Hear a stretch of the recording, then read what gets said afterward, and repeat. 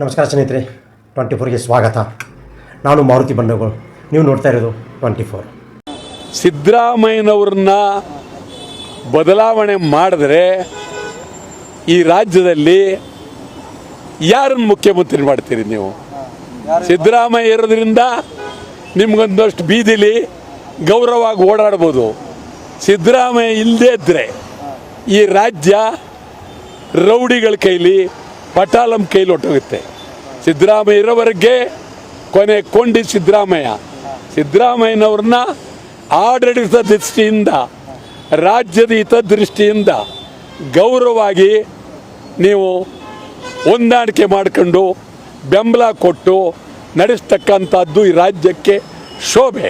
ಖಂಡಿತಾರೆ. ಅದೇನೆಂದರೆ ಅದು ಅರ್ಥ ಅದೇ ತಾನೆ, ಪೂರ್ಣಾವಧಿನೂ ಇರಬೇಕು.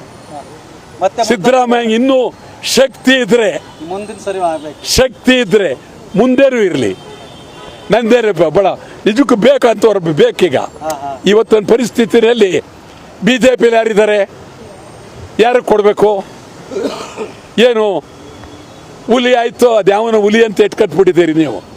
ಎಂಥದ್ದು ರಾಜ ಹುಲಿ ಅಂತ ನೀವೇ ಹೆಸರಿಟ್ಟವರು.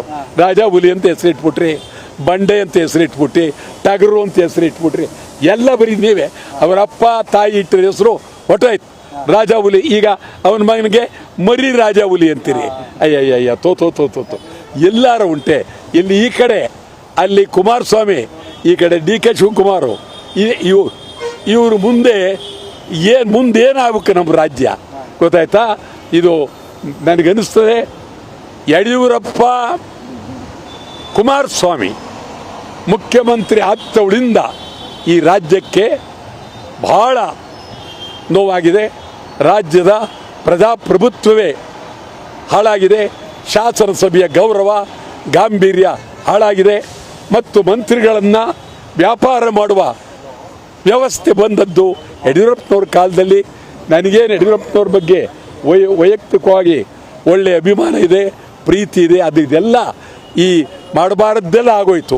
ಸ್ನೇಹಿತರೆ, ಈ ವಿಡಿಯೋ ಬಗ್ಗೆ ನಿಮ್ಮ ಅಭಿಪ್ರಾಯ ಏನೆಂಬುದು ಲೈಕ್ ಮಾಡಿ, ಶೇರ್ ಮಾಡಿ, ಸಬ್ಸ್ಕ್ರೈಬ್ ಮಾಡಿ.